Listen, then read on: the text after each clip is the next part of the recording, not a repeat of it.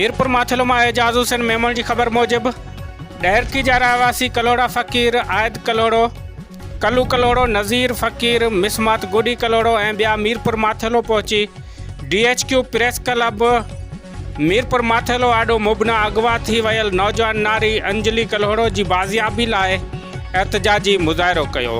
उन मौक़े ते उन्हनि चयो था असांजी न्याणी खे बांदी शहर अगवा करे फ़रार थी वियो आहे, जंहिंखे 2 हफ़्ता गुज़री विया आहिनि। डहरकी पुलिस थाणे जा चक्कर काटे थकिजी पिया आहियूं।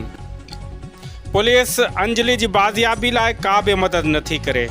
उन्हनि वधीक चयो त शहर बिरादरी जे सरदार शहरियार शहर ॾांहुं मेड़ मिनत खणी वियासीं त असां ग़रीब मिसकीन माण्हू आहियूं, असांजी न्याणी असांखे मोटराए ॾिनी वञे, को बि चङो मुड़ुस तोड़े पुलिस मदद नथी करे।